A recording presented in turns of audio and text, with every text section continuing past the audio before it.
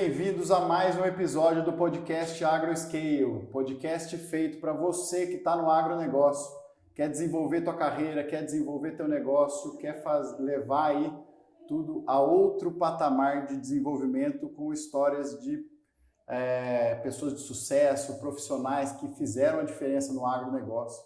Nós estamos aqui mais uma vez com um convidado super especial. Esse veio de longe, esse foi o primeiro, vamos falar assim, estrangeiro aqui da região nossa, que a gente está bem concentrado na região de São João da Boa Vista, um amigo, nos conhecemos há alguns anos, e uma pessoa incrível aí, que desenvolveu uma história peculiaríssima dentro do agro, né?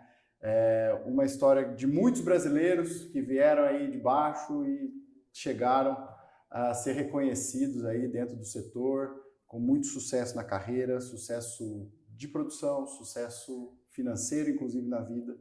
Eu estou aqui com o Ricardo Eise, que é pecuarista e amigo, vou falar assim, porque o cara é de tudo. A vida dele, eu falei assim, hoje eu brinquei que eu não fiz nem roteiro. Aí ele tá, né, Ricardo? Hoje é sem roteiro. Hoje é sem roteiro. Exatamente. Assim, vamos bater papo. Legal. Isso aí. Seja bem-vindo, então, ao Edinho, podcast. Obrigado primeiramente pela oportunidade. Um prazer estar assim, estendendo, né, um bate-papo aí do final de tarde na fazenda, no Aras, e vindo para cá. Prazer enorme poder compartilhar com todo mundo aí do AgroScale um pouco da nossa história, um pouco do que a gente tem feito aí nos últimos anos, enfim. Estou bem feliz de estar aqui. Obrigado. Ah, bacana. O prazer é meu e eu tenho certeza que todo mundo vai gostar muito da história, como eu gostei dos trechos que eu já ouvi, que apesar de até muita gente não tá, a gente tem um relacionamento ultimamente aí de cliente, porque o Ricardinho tem um cavalo conosco lá no Centro Hípico, né? E então a gente está estreitando aí, já conversou bastante. Hoje a gente vai contar um pouquinho para as outras pessoas Isso aqui, aí. que é bem bacana. Prazer.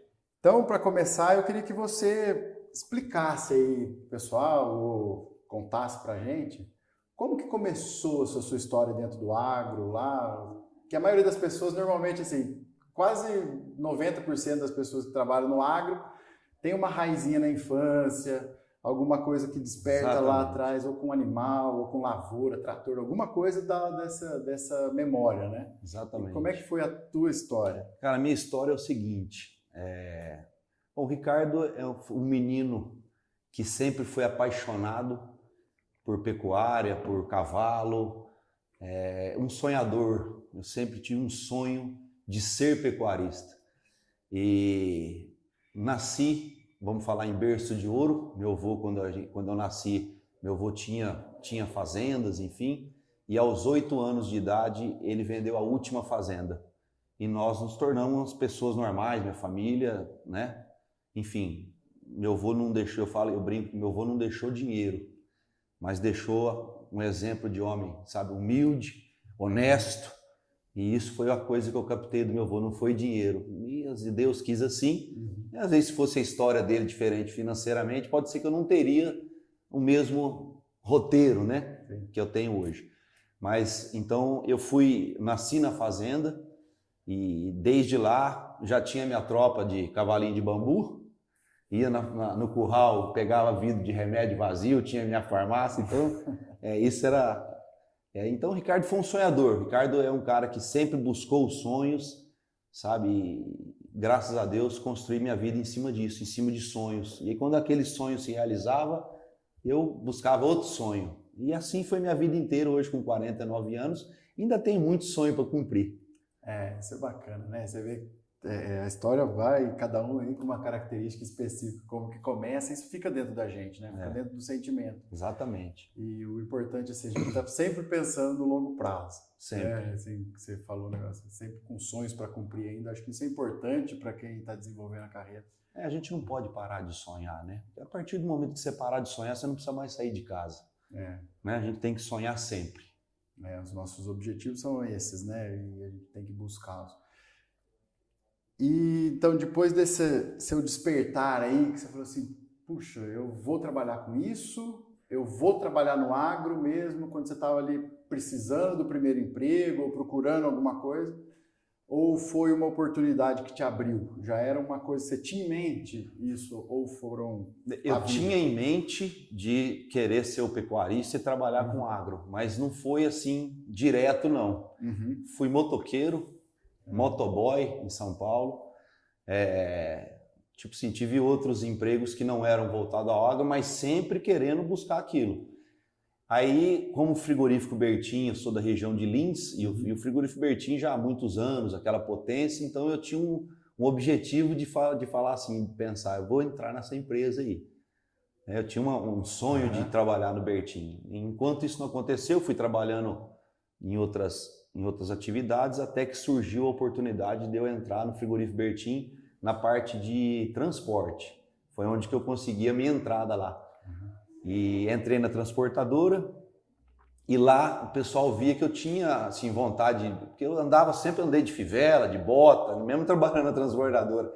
E uma vez o seu Reinaldo Bertin, que era um dos donos, me viu e falou: pai, eu tô vendo que você anda trajado e tal, você deve gostar de pecuária, eu tô precisando de uma pessoa no escritório do confinamento. Aí eu falei, opa, já tá indo pro rumo onde eu quero. E foi o meu primeiro, assim, um contato com o agro mesmo, foi dentro do frigorífico Bertin, no confinamento ali em Guaiçara. Exatamente, foi onde que eu entrei e comecei a ter mais contato com gado, foi ali. Que bacana. E antes da gente entrar aí na pecuária, que você já falou, da parte de confinamento, que aliás foi o intermédio disso que a gente se conheceu, né? Fala aí alguns aprendizados que você teve antes aí, que foram importantes na construção da tua carreira, seja nessa fase de motoboy em São Paulo, ou trabalhando no transporte do frigorífico. Você fala assim, puta, isso aqui eu trouxe, ou teve outra coisa que eu aprendi que eu não fiz? Sei lá, alguma coisa desse tipo, assim. Tem alguma coisa que você carrega? Cara, assim, eu acho que tudo que a gente passa, Edinho, a gente carrega alguma coisa, você tá entendendo? Qualquer lugar que seja, sabe? Na transportadora, por exemplo. Você tá ali perto, você já vê o negócio de transporte de gado, sabe? Você já começa a ter contato. E eu acho que o mais importante de tudo onde a gente passa, além do conhecimento, são as pessoas, sabe? Por onde você passou. Que as pessoas, eu acho que o mais importante da vida da gente é o network que a gente faz, as amizades da pessoa do transporte, sabe? Você vai abrindo outra porta, outra porta, outra porta, e aí eu acho que o aprendizado é esse, eu acho. A humildade, né, de ser... E o mais importante é realmente falar, pô, eu tô ali na transportadora, mas eu vou buscar lá. E aí eu acho que esse sonho de você querer seguir, ir em frente, mesmo onde você não tá, às vezes, onde você quis, mas é um trampolim, né? Qualquer lugar que você passa, sabe? Alguma coisa sempre serve. Eu acho que você tocou num ponto importante e num ponto que me marca muito a tua personalidade, assim, e a gente conversou disso bastante ontem durante o evento, né? Essa questão do networking, da importância dele dentro da tua trajetória, ou da trajetória de qualquer um. Isso é muito importante para as pessoas, ter esse relacionamento. Eu acho que é o mais importante. O mais importante. Acho que, assim, parece que tem até estudos que falam que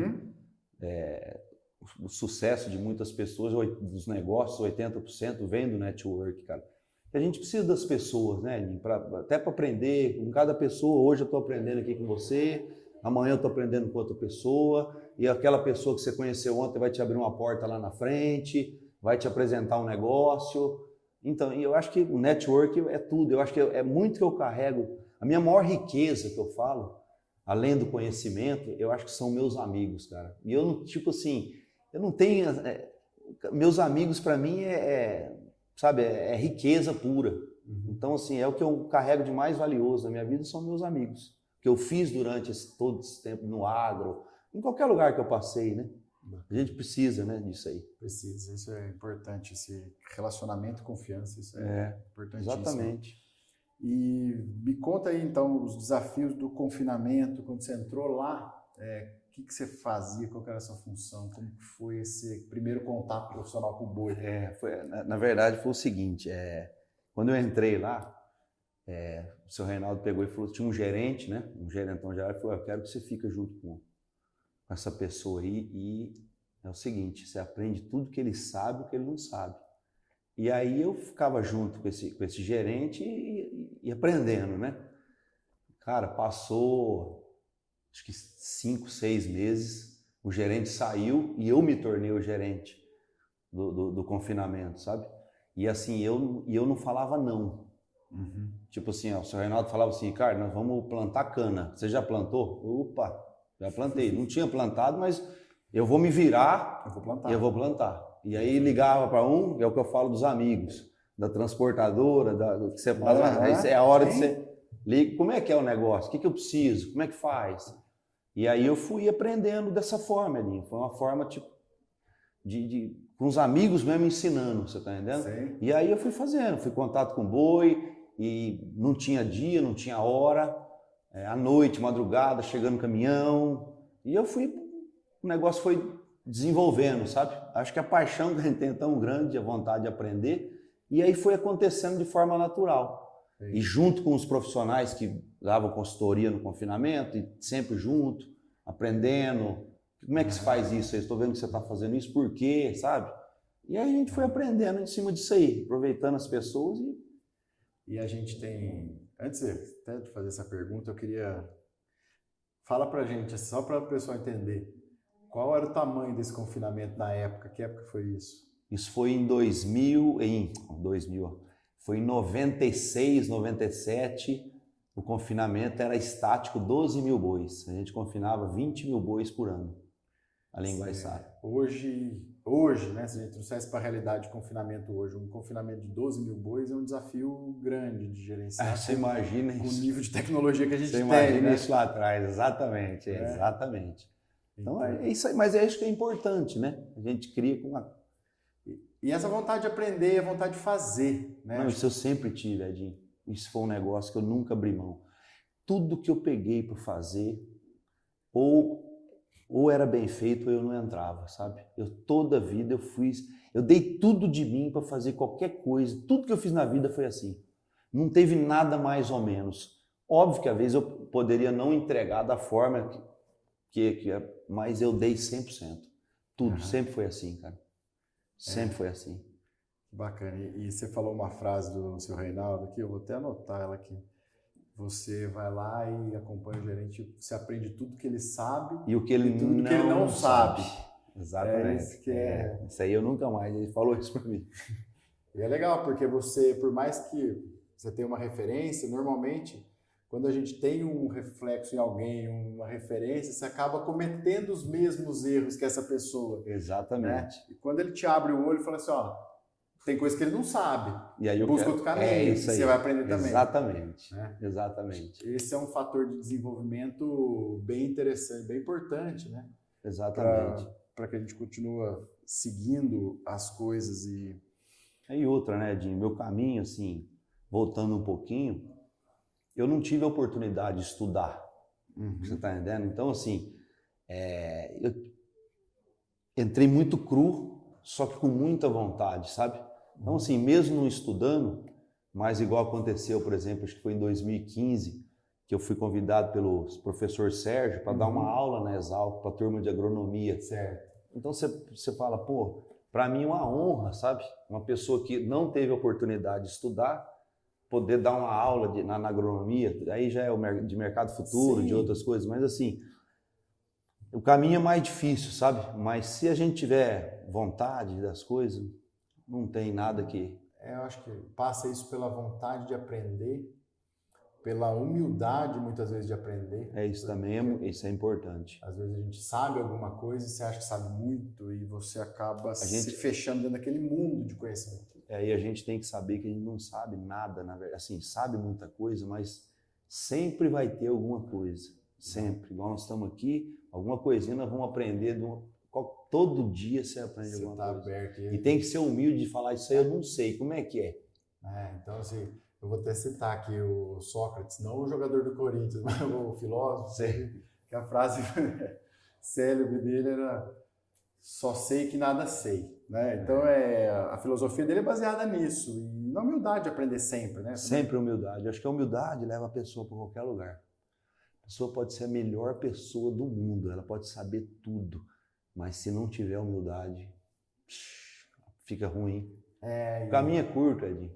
caminho. E eu acho que esse aprendizado da vida, né, que você teve uma escola de vida incrível. Só foi isso, né? E aí com boas referências ainda, que consegue te levar a esse nível de desenvolvimento, ao teu interesse, ao objetivo, faz com que você percorra bons caminhos, né? Então, assim, que acaba, hoje, no meu ver, essa é uma opinião minha, quando você acaba se especializando muito dentro de uma área, você acaba afunilando muito conhecimento e não tendo uma visão ampla das coisas.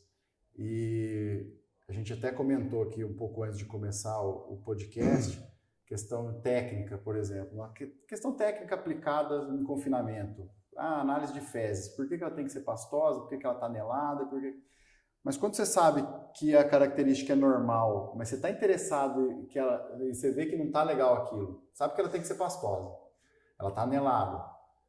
Se é um especialista, você vai lá na formulação XYZ, na hora que você vê que você é um cara que sabe que não está legal, mas você vai lá, você não precisa chamar ninguém, você vai lá, está faltando água no bebedouro, 2 dias, o bebedouro está sujo, o boi está bebendo menos água. Exatamente. Você tem essa visão prática, que Exatamente. ela vai lá e resolve. Isso é importante. Né? Porque às vezes você não, igual você falou o negócio das fezes, né? Pô, beleza, às vezes eu não sei por que a fezes não está do jeito, mas eu sei que, pô, isso aqui não está legal, alguma coisa tem, e aí você consegue identificar o problema, às vezes não tão a fundo, mas o básico, você não precisa saber profundamente de tudo.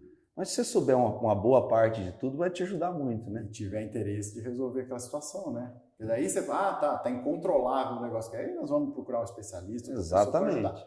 Que aí também volta o fator da humildade, né? Porque às vezes você não resolve o problema. E também não tem humildade de pedir ajuda, você né? Você joga o problema para baixo do tapete. Isso e aí você acaba enrolando. Exatamente. Né? Então é isso que eu acho bacana aí nesse resumo da tua história. E qual que foi o maior desafio teu nessa fase aí de confinamento, de início de carreira? Edinho, assim, eu comecei aqui em São Paulo, porque eu sou de Lins, né? E o maior desafio, assim, na verdade, é você abandonar, entre aspas, família, essas coisas, porque eu fui para o Goiás, depois de ficar uma temporada no confinamento em Guaiçara, e foi onde foi minha ida para o estado de Goiás. Foi justamente para abrir um outro projeto de confinamento também para o Bertim, que é um confinamento lá em Aruanã, que hoje é do JBJ. Sim. Acho que é o maior confinamento do Brasil hoje. Acho que, se eu não me engano, acho que é 85 mil cabeças estático.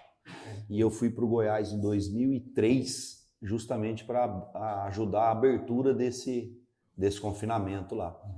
Então, e aí você abandona tudo, a família, pega a esposa, não tinha filhos ainda, e fomos para o Goiás, só nós. Irmão, pai, mãe, fica tudo para trás.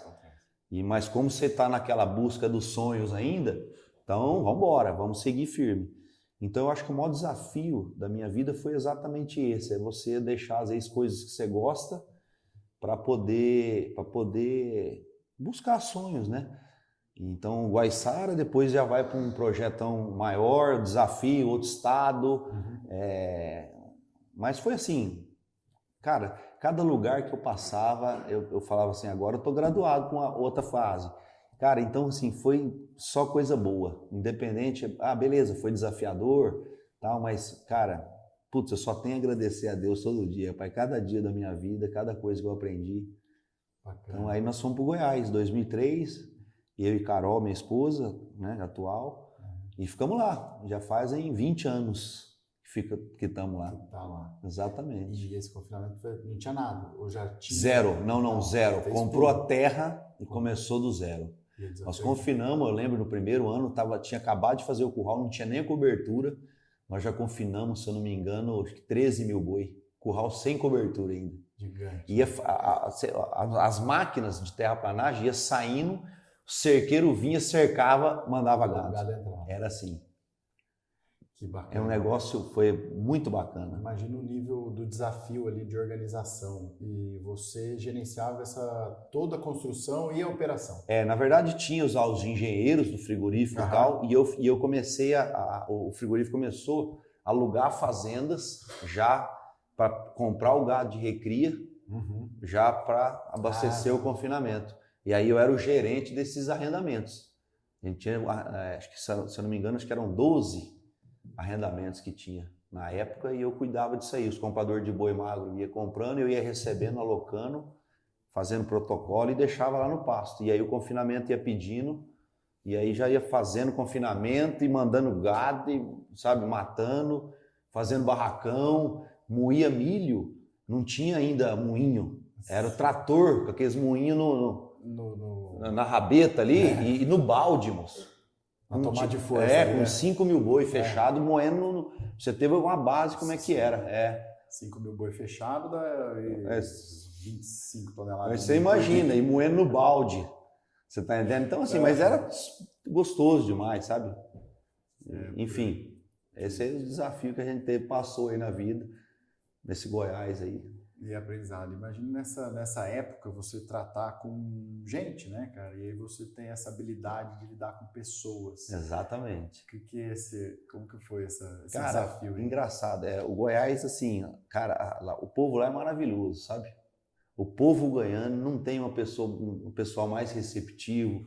Assim, a turma que estava começando, moçada nova, vendo um projetão daquele. Então, assim, todo mundo agarrado. Óbvio que tem problema, como todo lugar tem, né? Mas... E trazendo o povo para junto, sabe? Para junto. Amigo, né? Não era o patrão, não era o gerente. Era a companheirada mesmo de serviço. Trazia para perto e foi tocando. Porque o desafio era grande, né? Cuidar desse mundo velho de coisa. Enfim, mas a turma... E você... Ficou aí o Bertinho, eu não me lembro direito a data que ele foi, que o JBS comprou. 2008. 2008. Você ainda estava nesse período, você ficou até o final. Não, depois do confinamento, eu fui para compra de boi. Aí já teve compra de boi gordo. Aí eu fui para a planta de Mozarlândia.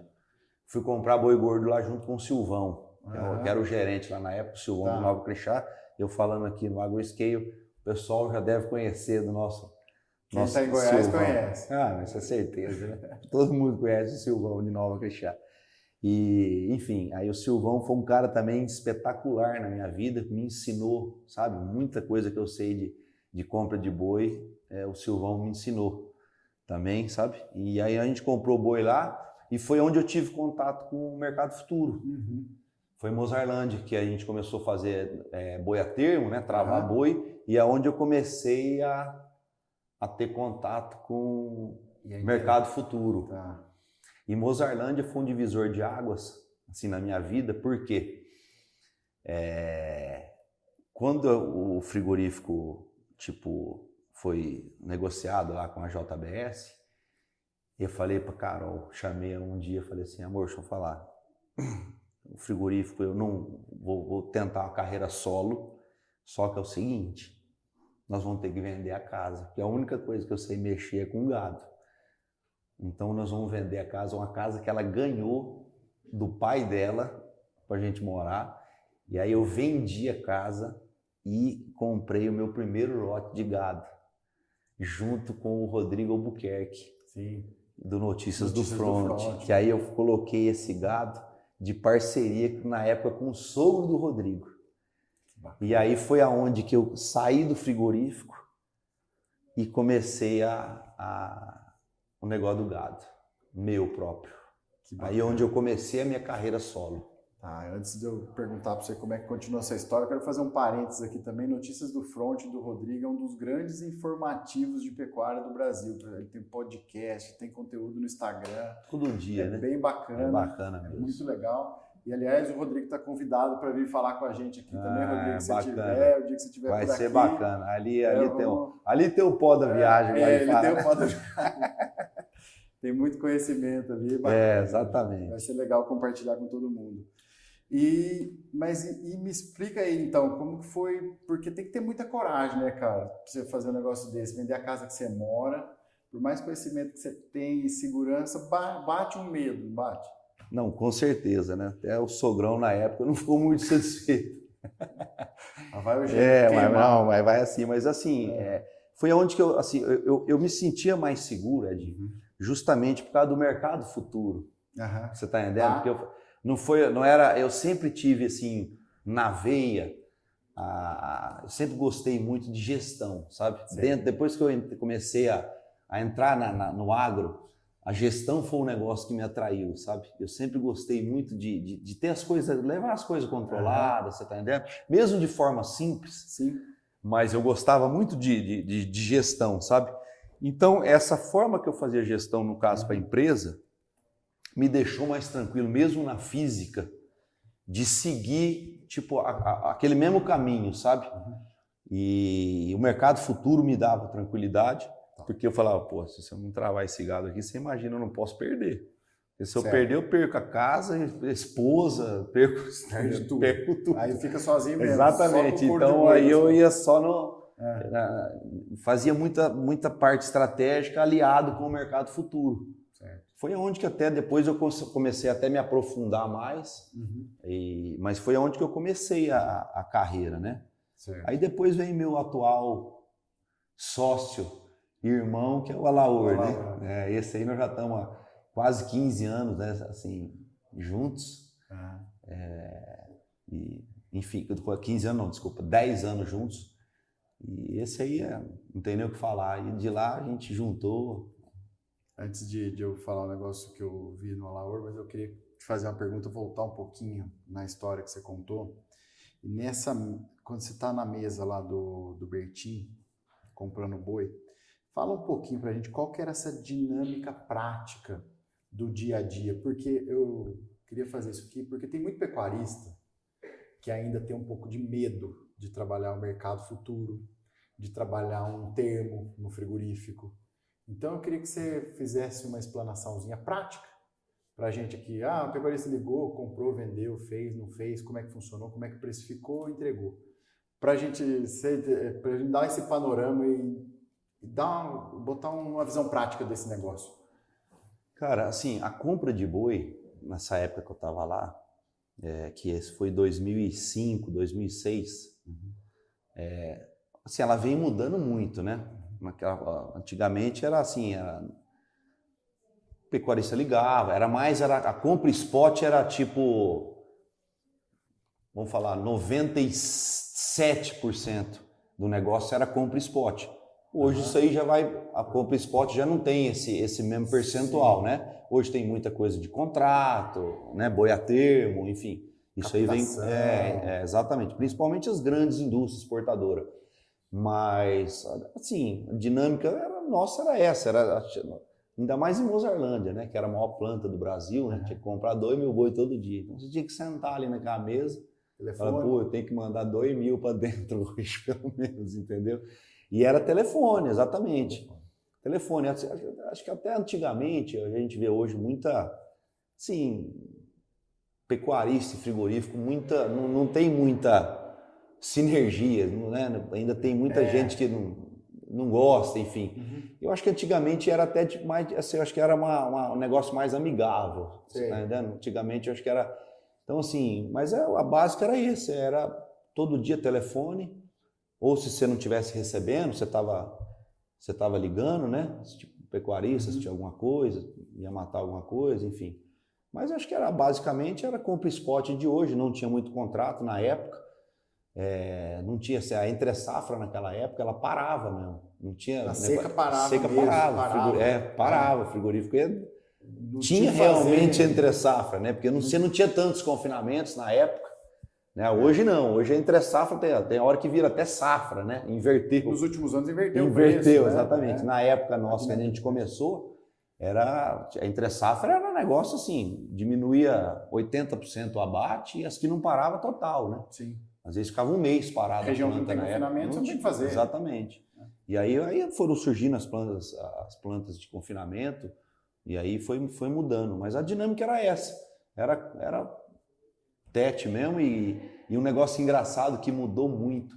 Na época, o pecuarista gostava de ir lá no frigorífico. Sentar na sala da compra de boi, conversar de reposição, né? Então, os compradores de boi era diferente. Hoje não, é telefone, né? Mais informal, mas na época o pecuarista gostava de assistir peso, gostava de passar lá, falar, e aí, o que você achou do meu gado? Olha o gadão que eu te mandei, vamos no curral junto, vamos lá ver ela.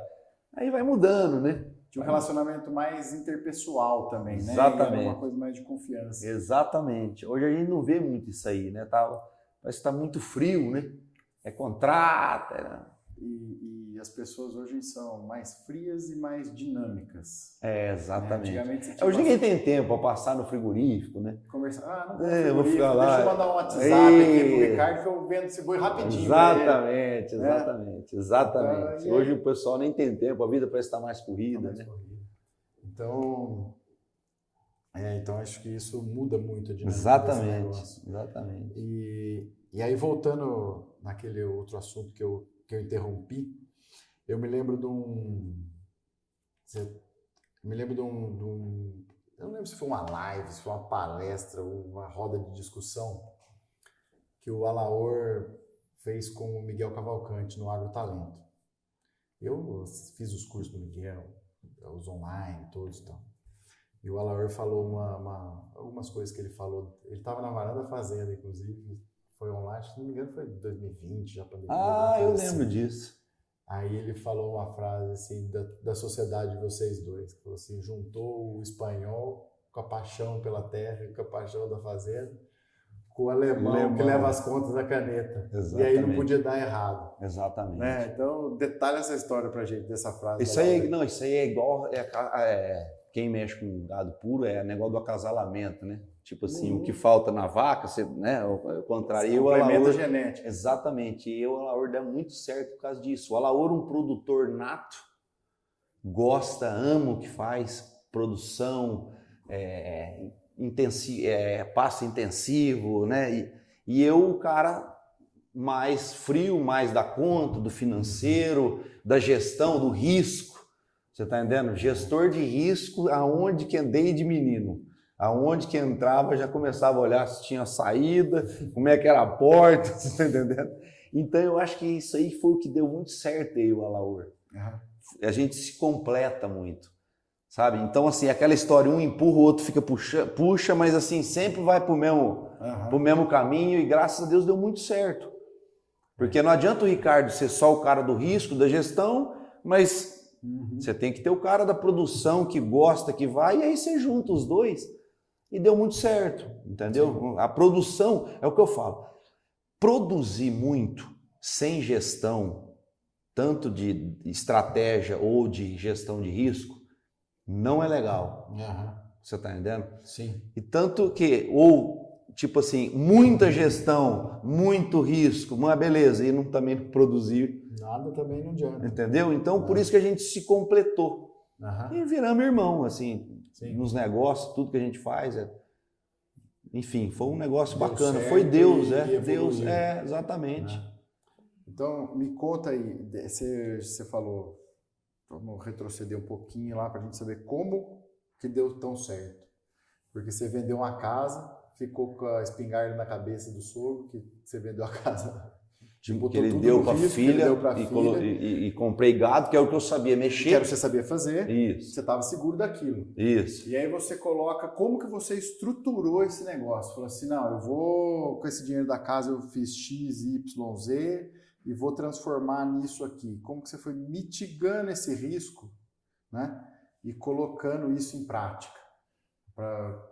Primeiro, assim, eu nunca fui a pessoa de imobilizar. Eu sempre fui o cara de pensa que o dinheiro tem que trabalhar o dinheiro. Isso aí. Porque quando você tem pouco, não adianta você imobilizar o pouco. Imobilizar, né? Exatamente. Então eu sempre fui desse que bom, beleza, eu vou pegar esse dinheiro, vou comprar gado. E aí já tracei um plano, tipo, para 5 anos. O que aqueles 165 bezerros do Elbio, que era um produtor de Jussara, eu lembro até do nome do produtor. O que eu vou fazer com aquilo? Eu vou colocar lá para o sogro do Rodrigo, José Adriano, e a parceria lá é 50%, eu não ponho nada, o que ganha lá é metade é minha, e aí tantos anos vai voltar o dinheiro, e aí eu fiz um plano aí, vamos falar de 5 anos. E falei pra Carol, minha esposa, eu falei, o dia que eu enterrar 1000 cabeças, eu vou comprar a casa para trás. E aí foi indo, graças a Deus, e sempre... Planejando. sempre planejado. Eu nunca fiz nada sem planejar. Uhum. Eu nunca fiz uma coisa igual a outra. A pecuária nunca teve receita de bolo. Nunca foi um ano igual ao outro. Só que ela sempre foi feita com estratégia. Ela não era igual, mas ela tinha o mesmo fundamento, a estratégia. Eu sempre fiz as coisas, nunca fiz assim, comprar para ver o que vai dar. Não. As minhas coisas sempre tinha começo, meio e fim. Sempre. Eu nunca comprei nada para saber o que vai. Vou comprar, igual vamos falar no cenário de hoje. Sim. O ciclo vai virar o ciclo de alta. Então beleza, eu vou comprar porque o ciclo vai virar, deixa lá que... Uma hora valoriza. Não, nunca foi assim. Eu sempre comprei hoje, já sabendo como é que ia terminar. Entendeu? Sempre foi assim. E já usando ferramenta de... Sempre usei. Ou às vezes não usava a ferramenta para cravar, mas tipo fazia um funil. Tipo assim, aumentava o raio. Às vezes eu não quero o centro. Mas eu vou fazer alguma coisa para pelo menos, se eu não acertar o centro, eu não errar o alvo. Você não dá um tiro de fuzil para acertar exatamente. O olho da mosca. Mas nunca sem o alvo escuro, preto, não. Sim. Ou era o centro ou é alguma coisa para mim não sair do alvo.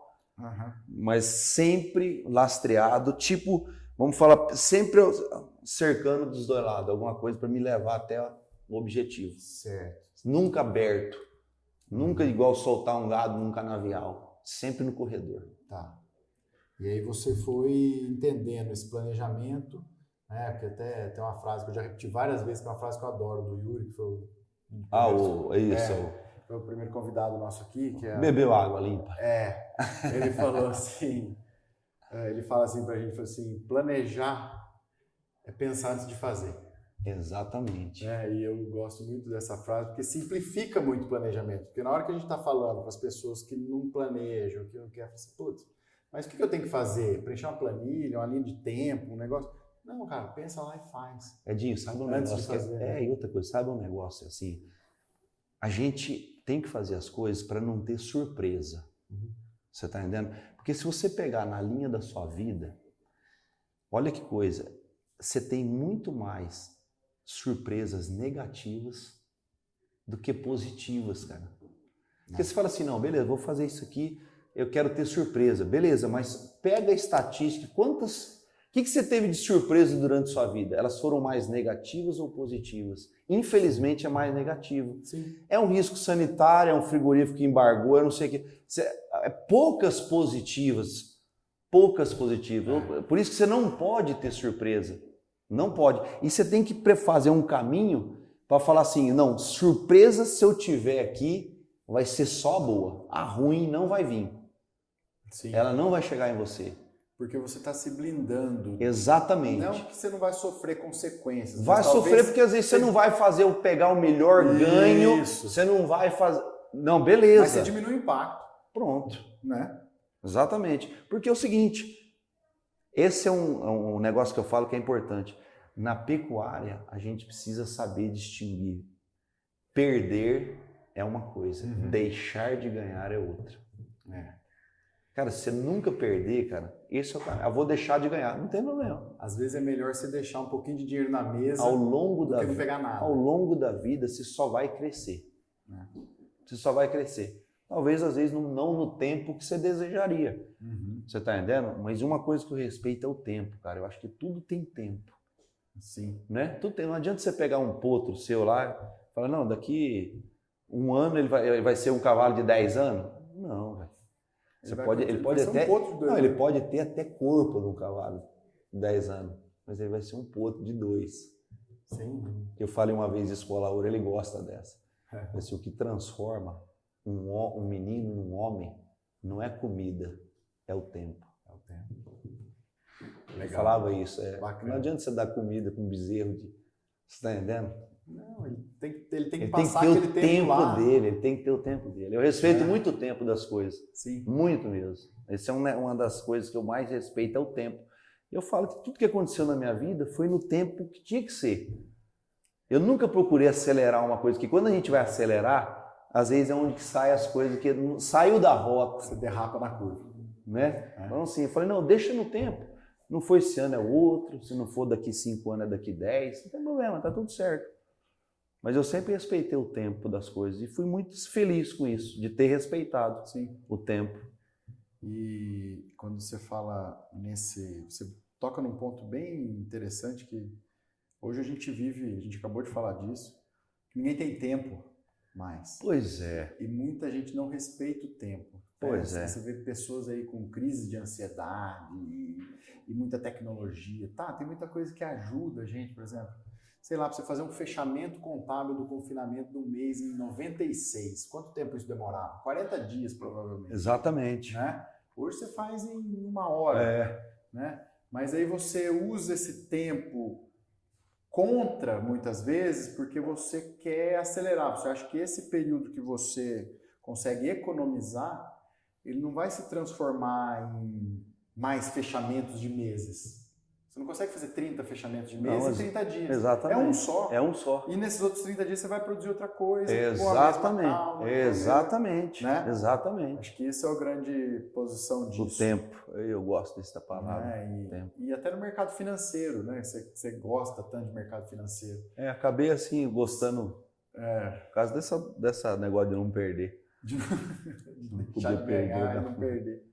Porque, assim, o maior investidor de todos os tempos, o que ele usou mais a favor? Até mais do que o próprio dinheiro. Né? O Warren Buffett usou muito tempo dele para construir a fortuna dele. Exatamente. Não o dinheiro. O dinheiro foi uma ferramenta. Sozinho. Ele vem em consequência. Ele vem com o tempo. Quando você faz as coisas que você gosta, com tempo, as coisas, vamos falar da forma correta, tanto em termos de tempo quanto em termos... O dinheiro é consequência disso. Ele vem, consequentemente, ele vem. Isso aí eu falo sempre para meus filhos. Faça o que você gosta. Se você quiser, se você for vender picolé, você vai ganhar dinheiro vendendo picolé. Você gosta de vender? Gosta, então você vai ganhar dinheiro. Sim. Eu acho que isso aí é 2 coisas que eu respeito muito. As coisas no tempo e fazer o que gosta. Você escala o que você vai conseguir ganhar com o que você gosta. Né? Exatamente. E eu queria assim, ilustrar bem o que você falou, uma frase, a partir desses 165 bezerros aqui, né, em 2000 e... Os bezerros que você comprou? Os bezerros foi em 2008. 2008. Então nós estamos falando aí de 18 anos, é isso? 18 anos atrás? Não, 16 anos. Né? 16 anos. Mesmo. Nós estamos falando de 16 anos.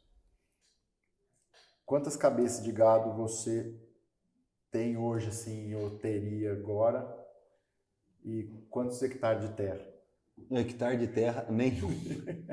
Uma vez a gente foi numa comitiva e aí ficamos em círculo, assim, juntou para sair a comitiva, para sair visitando confinamento e regiões, enfim.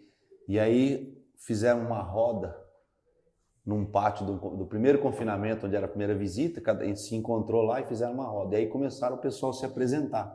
Meu nome é tal, tem fazenda não sei aonde, sou pecuarista. E fui se apresentando. E eu estava aqui meio nos últimos, sabe? Sempre fui assim, meio de ficar meio por fora, esperando. Quando chegou a minha parte, eu falei, meu nome é Ricardo Reis, eu sou pecuarista sem um palmo de terra.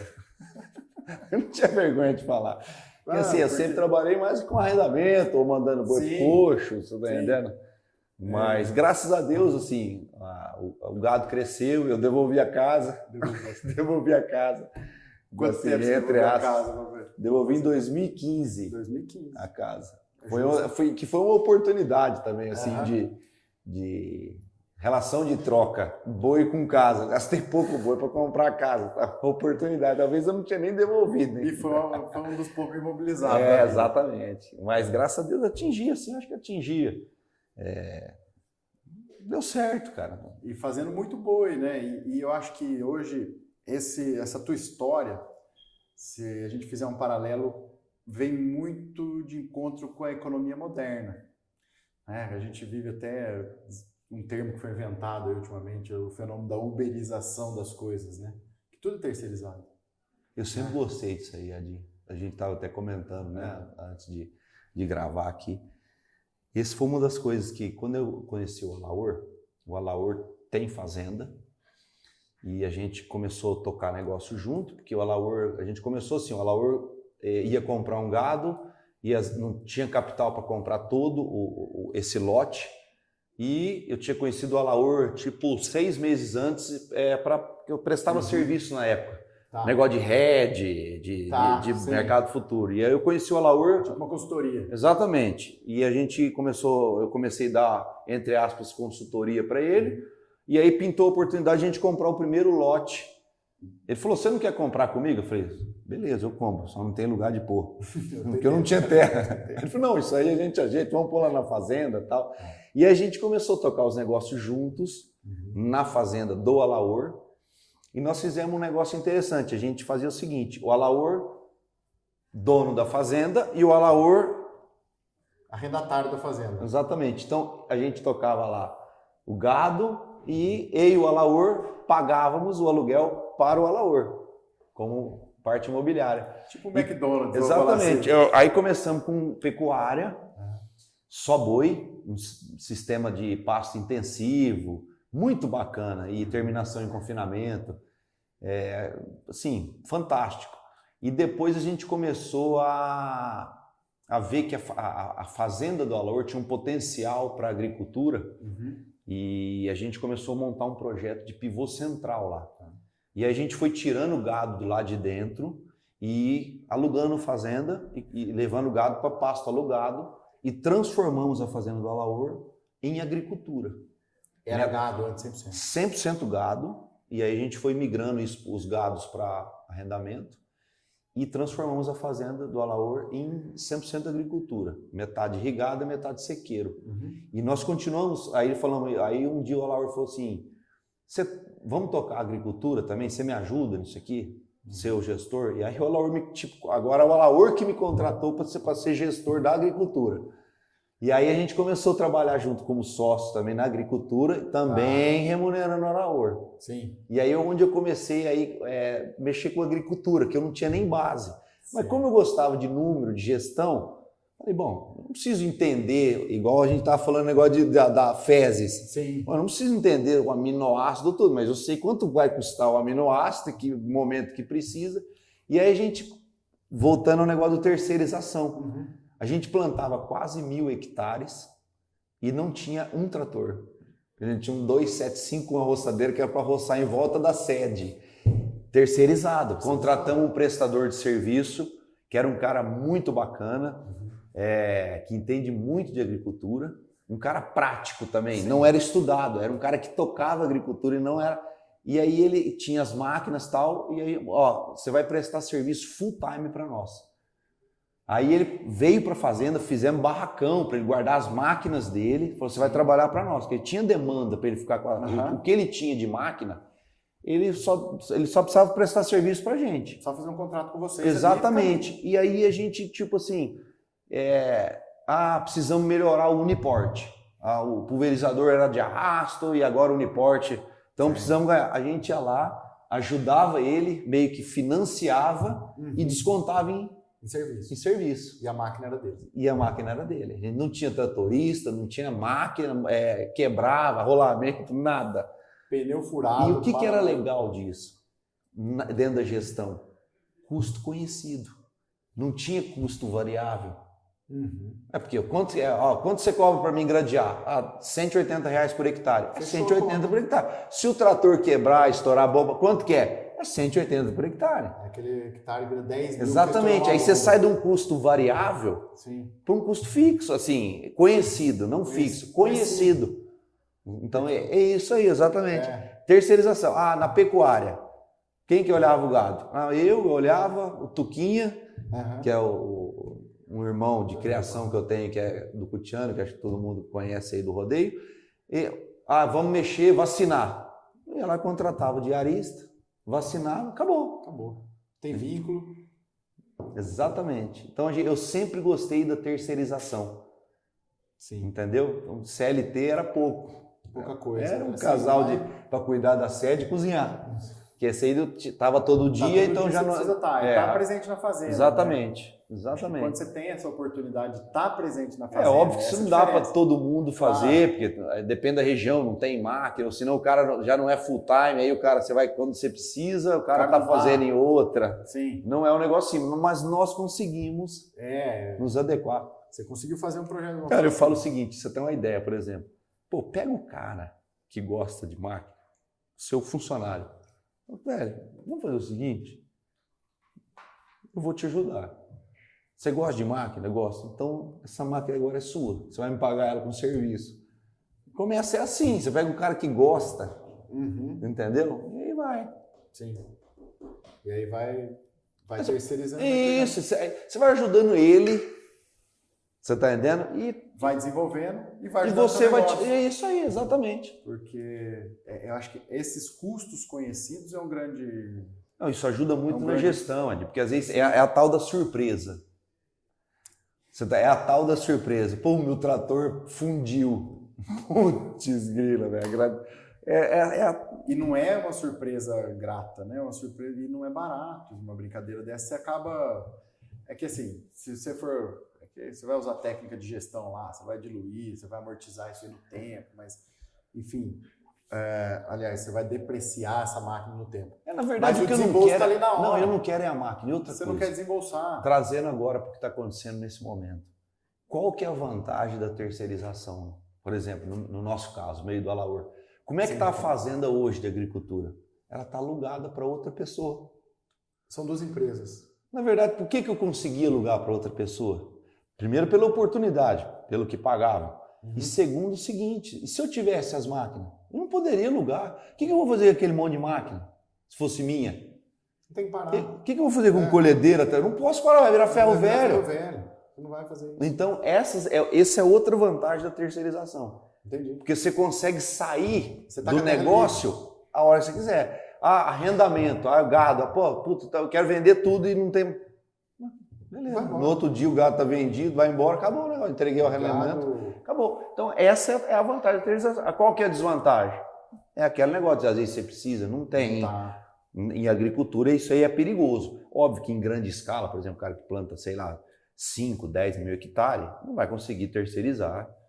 Agricultura é perigoso, em pecuária você consegue trabalhar um pouco mais, porque você tem um gap de tempo ali para fazer algum... Não é, exatamente. Não, agricultura... Mas na agricultura é dia. Não, é just in time. Precisa agora. Vai comer tudo. Precisa pulverizar agora, precisa colher agora. Vai chover semana que vem. Exatamente. Hoje, então, assim, não é todo mundo que dá conta, óbvio. Então... Mas eu gosto da terceirização. O sistema, a gente viu isso muito nos Estados Unidos, né? Nos Estados Unidos é assim. No confinamento mesmo, chega o cara com a caminhonete, com o trailer, o cavalo dele, ele descarrega, olha o gado, põe o cavalo no trailer e vai embora. Vai embora. E aí vem a história do trailer puxando isso aí para ir nos arrendamentos, levar o cavalo. Isso é outra coisa essa é outra coisa que eu tinha sonho, né? É o cavalo, aí vou agora vindo pro cavalo. Tipo, pô, eu poder ir nos meus aluguéis, levar meu cavalo, ter meu apartamento lá, ter a internet, agora que a gente tem condição por causa da Starlink, né? E poder ser desligar do mundo num período que você está ali trabalhando num curral, aí sem comunicação. Isso foi outra coisa bacana que também trouxe de lá, o negócio do trailer. E aí facilita também, né? Você fala assim, a gente...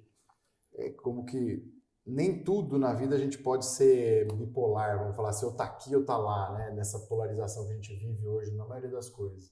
Então você traz uma lição totalmente moderna aí de economia, né? De terceirização, e ao mesmo tempo volta para o tradicional, que é o teu próprio olho olhando o negócio. Porque hoje a gente tem até, não é nem terceirizar, mas delegar muitas funções importantes dentro da fazenda para outras pessoas, e você acaba focando num negócio só. E você contando essa história, você anda de trailer, vai dormir lá no arrendamento que não tem uma casa, você arrumou isso aí, e leva o cavalo, isso aí. E leva a internet, que não te desconecta do negócio de mercado, exatamente, que é todo dia. Exatamente. Né? Exatamente. Então... Não, isso foi muito bacana. Que é igual você falou, você está presente dentro do negócio lá e não desconecta que, aconteceu muitas vezes. Às vezes você tá, tô lá olhando o gado e o negócio está aconteceu algum pepino, sei lá, do mercado financeiro ou de outras coisas e você está totalmente desconectado. Você chega à noite, já foi, acabou. E esse negócio me deu essa oportunidade de ser... você está lá, mas não está desligado do mundo, entendeu? Está participando. Isso aí foi um bacana. E fora aquela história, o mais importante disso aqui é você tá descansando, você tá dando uma volta a cavalo no seu negócio. Está mantendo a sanidade mental dentro de um mercado financeiro turbilhão. Resumindo, você está trabalhando e está feliz, né? Está feliz. Está com prazer, exatamente. Isso é o bacana, é o mais bacana. Não, isso, puta, cara, que história bacana, né? A gente escuta aqui e vai pensando em várias coisas e eu aposto que todo mundo em casa já teve vários insights aqui dentro da nossa conversa, como eu tenho bastante conversando com você, com essa oportunidade que a gente teve aí mais dessa aproximação desse relacionamento esses dias, e escutando essas histórias um pouquinho mais a fundo aqui hoje, né, Ricardinho? Você falou aí na questão da consultoria de mercado, né? Eu acho que hoje, uma das dores maiores do pecuarista, eu considero o agronegócio, ele é muito diverso. A gente tem um agricultor que ele tem um perfil muito mais dinâmico e para muita gente muito mais arriscado do que a pecuária. A pecuária, a agricultura ela gira mais rápido. Na verdade, você vê um problema mais rápido. Você vê um problema mais rápido. E a gente brinca, né? Em 4 meses você sabe se você vai rir, se vai chorar. Exatamente. A pecuária demora. A pecuária demora. Um ano e tá meio, chorando, 2. não está caindo lágrimas, você está derramando. Exatamente. Então você tem esses dois perfis. E por isso o pecuarista ele é muito mais tradicionalista, muito mais seguro no negócio. E eu acho que essa segurança, muitas vezes, ele deixa de ganhar muito mais do que se ele tivesse... Ele se expõe mais ao risco, vamos falar assim. Porque ele está dependendo. O cara fica acordando, ver se o boi subiu, se baixou. E não é isso que é importante, né? Então, eu queria que você, dentro desse teu conhecimento, que você fizesse aí uma explicação, ou como você entende essa dinâmica do mercado. O que é importante para esse pecuarista que fala assim, puta, eu queria tanto sair dessa situação de me expor ao risco, de ficar olhando no jornal do canal do boi lá, quanto que está o boi hoje, para eu entender o meu negócio de dentro para fora e aproveitar essas ferramentas, usar um pouquinho mais na visão prática. Porque às vezes a gente escuta uma palestra, lê um artigo, mas é tudo muito técnico. E muita gente tem dificuldade de traduzir isso para a própria realidade. Eu acho que você viveu muito isso, né? Edinho, eu sempre, assim, uma das premissas, sempre que eu tive nos meus negócios e depois junto com a Laor, tanto na pecuária quanto na agricultura, era assim, quem vai precificar o que eu produzi somos nós. Não é o mercado que vai precificar. Tanto que a gente, por exemplo, na agricultura, nunca plantamos feijão. Pô, mas tem gente que ficou rico com feijão. Não, mas beleza, mas eu não quero. Exatamente. Mas por que você não planta feijão? Porque não sou eu que ponho o preço. A hora que o feijão fica pronto, você liga para um corretor e fala, meu feijão está pronto aqui, quanto você paga? Então eu nunca gostei, por exemplo, e a pecuária é igual, spot, pô. Você fica 2 anos, vamos falar 3 anos, vamos falar... Cara, todo dia zelando e custo, vendo aquele bezerro crescer, fazendo tudo de melhor, sabe? Vai para o confinamento, vê aquele show de gado. Depois você liga no frigorífico para perguntar quanto que vocês estão pagando. Então, assim, o problema não é o frigorífico. Então, porque o mercado é o que vai falar se o negócio está ruim ou está bom, você está entendendo? Então, o que você puder fazer para tentar, óbvio, para você pôr preço naquilo, isso foi o que a gente sempre quis. E a gente tem ferramentas para isso, você está entendendo? Então, por exemplo, eu vou travar, mas e se o boi subir? Depois que eu vendi lá, fiz o preço para outubro, mas e se subir? Não, tem ferramenta para você proteger se o mercado subir também. Vai entender um pouco disso. Exatamente. Eu estou com medo de vender. Essas são as principais perguntas. Eu tenho medo de vender e o mercado subir e eu ainda não comprei minha reposição. Sim. Não, mas tudo bem. Mas no mercado futuro você tem um seguro, né, que você compra esse seguro e te protege contra alto. Se subir, você está ganhando, você não comprou o bezerro, mas você está ganhando dinheiro. Sim. E o dinheiro você vai colocar aqui e vai juntar tudo e vai comprar o bezerro no momento que você tiver pasto, enfim. Então, eu não quero travar no frigorífico, no termo, porque faz a escala do frigorífico, tem muita gente que pensa aí. Beleza, mas tem ferramentas que você pode fazer fora do frigorífico, também vai te proteger. Então, assim, eu acho que o produtor em si, não é, eu estou falando do pecuarista, a gente tem que sempre buscar nós precificarmos o que a gente produz. Entendi. É justo isso aí, não é? É claro. Pô, você está fazendo o seu trem com o maior carinho, aí uma pessoa vai lá e põe o preço. É igual você fala assim, ó, eu estou vendendo uma televisão, você fala pro cara, que preço você paga? Não. Eu que vou falar que preço que eu quero vender. Essa televisão. É, lógico, as coisas têm que ser assim, né? Você que tem que pôr o preço. Já aconteceu, você vai comprar um gado, o cara fala, o que você paga? Não, o que eu pago não. O que você quer? Por quanto que você quer vender? Não sou quanto eu pago. Quem precifica é você. Eu posso, obviamente, não combinar o preço que você está pedindo, mas quem vai dar o primeiro preço é você, né? Sim. Então eu acho que a gente tem que buscar isso, temos ferramentas. Uma vez eu fui no Uruguai e estava tendo uma palestra lá com tipo de um... Era um cara que era meio representante de pecuária lá do Uruguai. Pô, o cara virou para mim e falou assim, cara, para mim não, para o pessoal que estava lá na comitiva, pô, o sonho do pecuarista uruguaio era ter uma bolsa igual vocês têm, para travar preço. Então nós temos, cara, a caixa de ferramentas, o Rodrigo fala muito do negócio das ferramentas. Sim. Então assim, nós temos as ferramentas. Eu acho que a gente tem que procurar buscar informação, óbvio que é um negócio complexo, o povo meio que assusta, mas é muito mais simples do que as pessoas imaginam, cara. Aparentemente é um negócio difícil. O povo falava, esse povo Faria Lima, vem com esse negócio de número. Cara, mas não é número. Que preço você quer vender? A pergunta é essa. Que preço você quer vender, Edinho? Não, cara, se eu vender por 250 é top.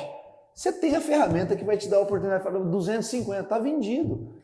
Então, aparentemente é um negócio complexo, que é muito termo, financeiro, essas coisas, mas não é, na verdade é a ferramenta que você vai usar aquilo. Usar no dia a dia para precificar. Exatamente, precificou, acabou. Eu acho que aí tem um controle mais importante, né? Aliás, tão importante quanto. Você tem que conhecer muito o teu negócio. Isso é importante. O 250 é um pressão? Cara, eu não sei quanto está custando a minha mercadoria. Entendeu? Eu sei um negócio também que na minha parte de gestão que eu fiz, eu sempre fiz questão de ter meu custo diário. Todo dia, minha planilha evoluía, todo dia, abria, ela ajustava. Eu lançava alguma coisa, comprei, sei lá, vermífugo, lançava lá. Por que eu tinha isso? Se chegasse um cara, eu ficava com esse negócio na cabeça, pô, se chegar um cara aqui, olhar meu gado e gostar e falar, cara, eu quero comprar seu gado. Quanto você quer? Como é que eu vou precificar um negócio que eu não sei quanto está custando? Entendeu? Você fala assim, às vezes você fala assim, cara, R$ 1.800 um bezerro é bem vendido. Mas se ele estiver te custando 1.760, ele não é bem vendido. Sim. Você tá entendendo? Bem vendido é se ele estiver te custando 1.300, você vende ele por 1.800. Então ele é bem vendido, você ganhou dinheiro nele. Então não é o melhor momento de eu vender. Eu vou ter que traçar uma estratégia para ele.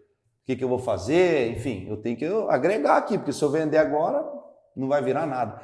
Então, esse é o importante. Você tocou num assunto bacana. Não adianta também eu querer precificar a venda se eu não sei o que ele está custando. Tem que conhecer isso aí, tem que precificar bem. Né? Às vezes a gente tem algumas dificuldades no começo e eu falo muito para as pessoas assim, até uma das coisas que me motivou a fazer o podcast. E eu tenho um quadro também na rádio aqui em São João, toda semana eu falo um pouquinho de agronegócio, que eu me preocupo em traduzir essa linguagem muito técnica para as pessoas que estão com esse medo de entrar. Né? E lógico, no que eu conheço, eu não vou entrar numa seara que não é minha e tal. Mas assim, às vezes a gente vai numa palestra, nesses eventos grandes que a gente vai, e aí o cara chega lá, bota lá na tela. Não, porque eu tô com um GMD um ganho de peso médio diário de 1,8 kg no confinamento, um rendimento de carcaça de 56. E aí você volta para a fazenda e fala assim, putz, cara, eu tô ganhando 1 quilo. Eu tô fazendo, o meu gado não passa dos 52, né? E assim, E aí tem que mostrar que esse caminho existe, aliás, esse resultado existe, mas o caminho, às vezes, para chegar lá é longo e não é amanhã. Não é porque eu quero fazer. Não, né? Exatamente. E o meu cunhado mesmo que trabalha comigo, no começo a gente começou, até ontem eu contei pro Dinard essa história. Os primeiros dias de confinamento a gente começou a tratar do gado lá, os primeiros lotes com 15 dias o gado tava horroroso. E a gente, puta, cara, depois que ele entra, ele dá uma estressada, fica 10 dias depois ele normal, recupera e ganha depois ele peso. vai embora. É normal, a gente não sabia disso. Né? Ele bateu nas minhas costas e falou assim, eu acho que nós erramos, hein? Isso aqui não vai dar certo. A gente só vê, isso aqui não vai ganhar 1,5 kg de pau. Eu falei assim, eu concordei com ele, falei assim, cara, se continuar desse jeito... Não vai virar nada. Aí, de repente, lógico, entra a técnica, você vai entendendo o negócio que vai acontecendo. E às vezes você se desespera muito em querer atingir aquele resultado, mas você tem que estratificar. Né? Fala assim, não, primeiro eu vou ganhar 1,2 kg, depois 1,3 kg, depois eu vou chegar nesses resultados monstros. E outra coisa, Dinho, esse negócio de trava, por exemplo. Sim, a pessoa tem que pelo menos... beleza, eu não entendo nada. Cara, faz um teste com um caminhão truque, velho. Fala, isso aqui eu vou fazer. Vamos ver se essa história que esses meninos aí do mercado futuro tá contando, ver se vira. Óbvio que tem muita gente que travou boi e travou de um preço e o mercado subiu. Cara, mas é o que nós estamos falando.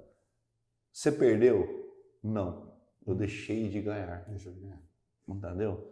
Então, e acho que a premissa é essa, você tem que saber diferenciar. Que o que mais mata o pecuarista é essa subidinha aí, se travar e for mais caro, cara. O cara morre de arrependimento. Só que aí, na hora, quando é o contrário, cara, machuca muito. O perder faz você sair do negócio, cara. E o deixar de ganhar, não. Às vezes você fala, pô, desse ano podia ter ganho mais. Ganhar no 2% a mais. Pô, mas o ano que todo mundo perdeu, eu saí ileso, ainda ganhei. Ganhei um pouco.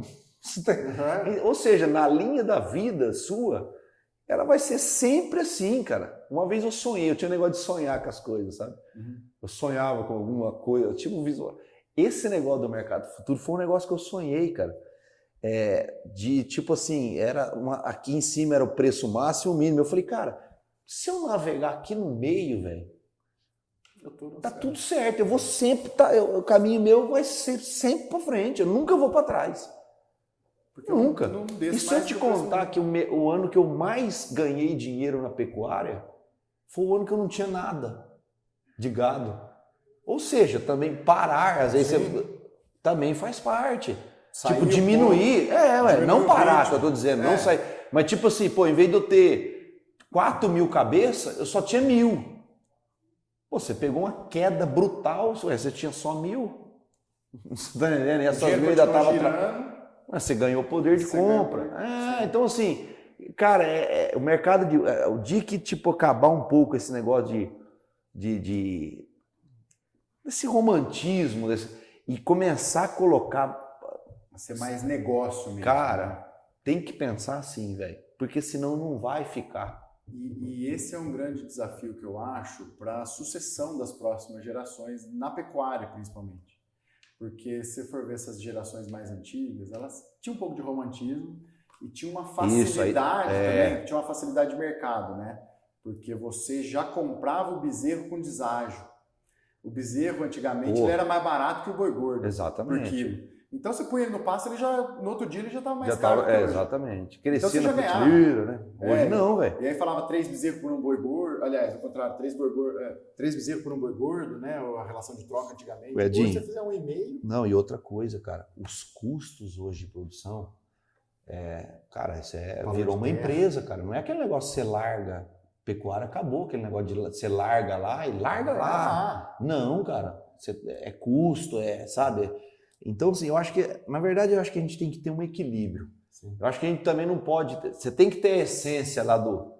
O que você, eu acho que assim, da tradição, cara, o que é o maior legado que você pode trazer de uma pecuária antiga? A simplicidade. Sim. Cara, a pecuária é simples. Junto com as tecnologias de hoje, cara, se você conseguir equilibrar isso aí, velho, não tem erro, velho. Você tem tecnologia de nutrição, de sanidade, de trava, de preço. Só que elas têm que ser feitas de forma simples. A pecuária também, você não pode, sabe, tem muita coisa que sai no mercado, assim, que você também você tem que dosar aquilo. Porque você tem que respeitar o que nós falamos no começo da nossa entrevista. O tempo, cara. O tempo é uma coisa que, beleza, você tem tecnologia pra cacete, mas o tempo você tem que respeitar. Legal. Você entendeu? O tempo entendeu? Okay. Agora, olha só, sanidade, nutrição. Pô, se fizer isso, olha tanto você tem de muita coisa e hoje você está mais, para você atingir os níveis de produção, você tem que cobrir um pouquinho mais tem que ter mais risco e mais investimento. Exatamente, por isso você tem que fazer uma gestão bem feita, porque senão você não aguenta, cara. Para você, exatamente, aí você consegue ter o retorno. Porque você não falava, por exemplo, hoje você fala assim, pô, o cara tomou, cara, R$1.500, o ano passado deu R$1.500 de prejuízo por boi no confinamento. Antigamente você não tinha isso. Não. O cara colocava um boi lá, dava sal mineral branco, sal branco, sal mineral e largava aquilo lá e crescia. E matava, e quanto que era a média de abate nos últimos anos? Hoje não, cara. Hoje você não pode matar um boi velho, ninguém quer. Você que foi comprador de boi no começo do ano 2000, quanto que era o peso médio do gado que você comprava? 16 arroba e meia. 16 17 era top. Hoje, novilha era 10. Né? Hoje você tá matando um boi de 25.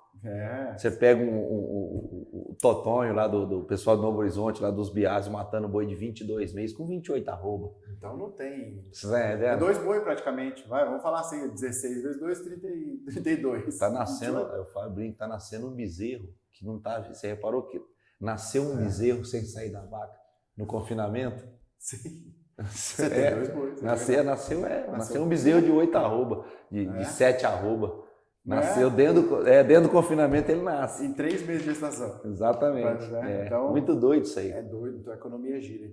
E essa é uma aplicação de tecnologia que a gente fala. Se a gente vem com responsabilidade ambiental, aumento de produção que entra, a gente precisa valorizar isso. Demais. E mostrar isso para as pessoas. Né? Tudo bem, a gente falou do boi de 28 arrobas, mas se a gente pegar a média hoje, eu tenho certeza que ela está em volta de 20, 21 arroba, entre 20 e 21 eu acho que está mais perto de 21 do que de 20. E a gente está falando em 6 arroba, vamos dizer. É o que eu estou falando, nasceu. Vamos dizer. Dentro do confinamento, na média. Nasceu um bezerro, sem sair da vaca. Então a gente está produzindo muito mais. Absurdo. Em menos espaço. Só que custa, cara. Custa. Por isso que você tem que ter gestão, estratégia.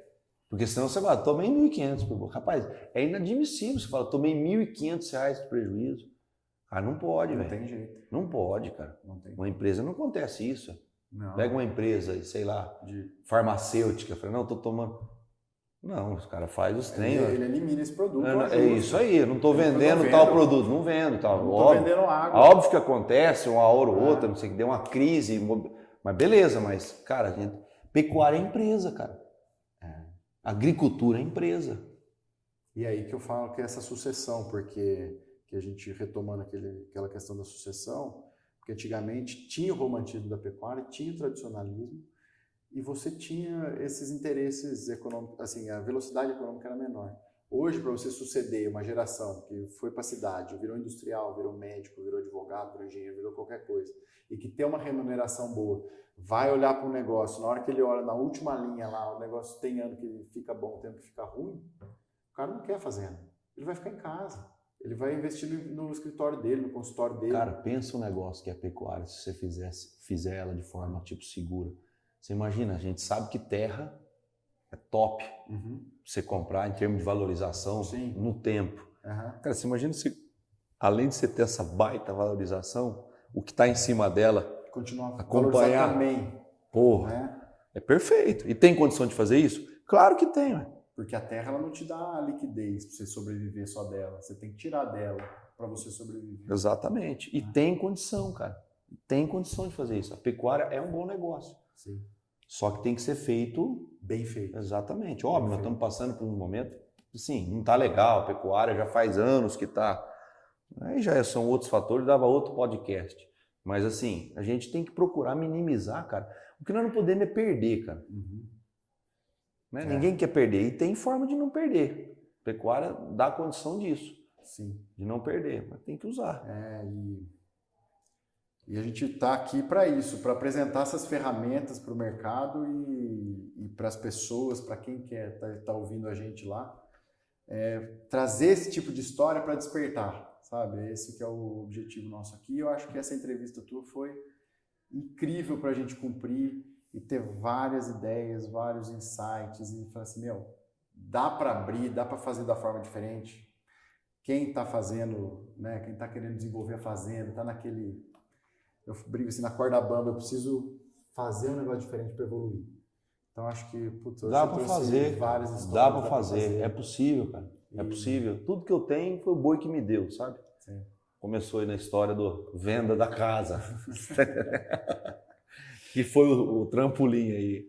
De 160 bezerros para você ter um giro aí enorme nesses últimos praticamente 20 anos. Exatamente. Então, assim, é possível. E fazendo de forma segura, tentar se blindar de surpresas ruins que vai ter. Buraco é o que tem. Muito legal. Mas se a gente tiver calçado, arrumadinho, não quebra, né? Não, de jeito nenhum. Cara, a gente falou pra caramba e você falou, você vai voltar aqui, tem muita história pra contar. Tem quem sabe volta numa dupla, uma hora eu, o Rodrigo, ou eu, o Alaor. Legal, vamos combinar. Às vezes volta na dupla. Aí vai ser show. Uma vez eu fui dar uma palestra com o Rodrigo, a pessoa falou, eu queria uma palestra com você e o Rodrigo desse, sobre o mercado futuro, uma palestra em dupla. Aí o cara anunciou, eu queria chamar a dupla aqui, Rodrigo Albuquerque e Ricardo Eise, vai falar só. Aí quando o Rodrigo se apresentou, a hora que eu peguei o microfone, eu falei assim, beleza, nós somos uma dupla, só que ele é o Bruno, eu sou o Marrone. Não é minha praia essa aqui, você só tá ele canta. Não é minha praia essa. Legal, cara. Puta, foi muito bacana, porque adorei a entrevista, foi muito bacana, Edinho, que a gente puder. Te agradeço demais. Que isso, irmão. E só história, eu queria só deixar uma mensagem final, cara, que assim, que é um negócio que eu prezo muito. Eu falei para vocês isso um tempo atrás, cara, que um dos objetivos da minha vida, eu acho que Deus pôs isso comigo, é mostrar para pessoas que sair do zero, cara, de forma honesta, cara, dá certo. É isso aí que eu queria passar. Bacana. Muito linda a história e valeu. Dá para crescer. Dá para crescer. De forma honesta. Também dá certo, sabe? Assim, óbvio que eu não sou um cara grande, nada assim. A gente só tem que olhar no retrovisor, ver de onde a gente saiu, onde a gente tá. Sim. Mas assim, é possível para todo mundo, cara. O maior prazer meu é pegar um segurança do condomínio onde eu moro e pôr dentro da minha caminhonete e falar, bate uma foto sua aí e fala que você vai chegar lá. Então, Ricardinho, eu queria agradecer você pela participação, foi um show. Foi obrigado aí, foi bacana. Que a hora que você precisar e a turma quiser, tamo junto. Se precisar é na hora. Bacana. E também queria agradecer ao Beto da Bucky Ride que mandou pra gente aí as camisas que eu tô vestindo aí nos 2 últimos episódios do podcast. O Ricardinho já recebeu a dele e a gente tá organizando aqui para divulgar a marca. O Beto tá fazendo uma reformulaçãozinha na marca dele e logo a gente vai estar divulgando aonde vocês vão conseguir adquirir um produto de altíssima qualidade. E para você que acompanhou esse episódio, siga a gente nas redes sociais, @agroscale.br no Instagram, ouça nossos episódios no Spotify e assista no YouTube. Tem muita coisa bacana lá e a gente vai trazer muita novidade ainda. Um abraço e até a próxima.